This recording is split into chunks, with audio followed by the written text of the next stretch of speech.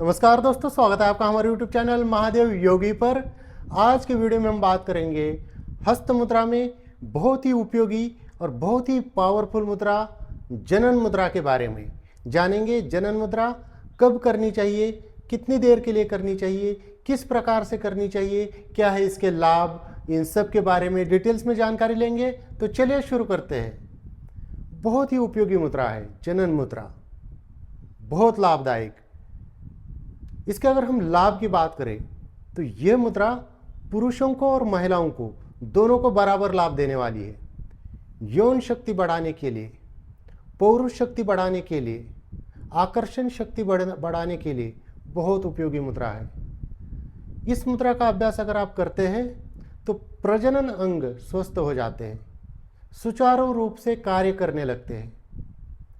पुरुषों में यौन उत्तेजना की कमी हो या किसी भी प्रकार की शक्ति की कमी हो, इस मुद्रा का अभ्यास करने से वह पूरी हो जाती है।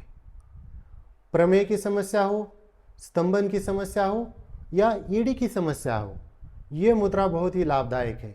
उसी प्रकार से महिलाओं के लिए भी मासिक धर्म से संबंधित किसी भी प्रकार की समस्या हो, दर्द होता हो, ब्लीडिंग ज़्यादा होती हो, नियमित रूप से मासिक धर्म न आता हो, ऐसी अवस्था में इस मुद्रा का अभ्यास जरूर करना चाहिए। साथ ही साथ बांझपन की समस्या हो, काम शक्ति की कमी हो, किसी भी प्रकार के रिप्रोडक्टिव सिस्टम से संबंधित समस्या है तो यह मुद्रा काम करेगी ही करेगी। इसके साथ साथ यह पाचन में भी सुधार करती है। किडनी से संबंधित समस्या में, गैस की समस्या में, पेट से रिलेटेड समस्या में भी यह मुद्रा लाभदायक होती है।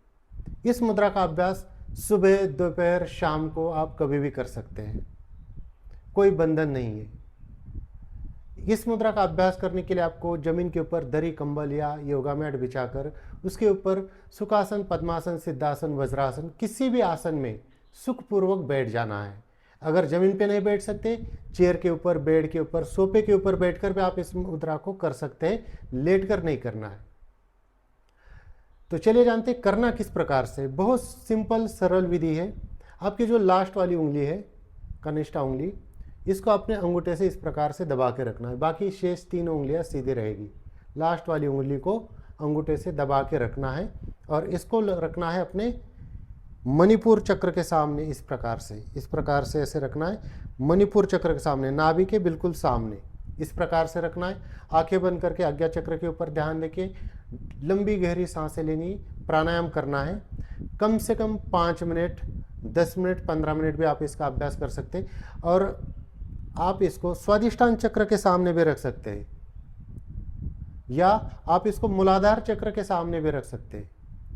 अगर आप प्रजनन अंगों को स्वस्थ रखना चाहते हैं, उससे संबंधित समस्या में इस मुद्रा को लगाना चाहते हैं, तो आप रखिए इसको स्वादिष्टान चक्र के सामने।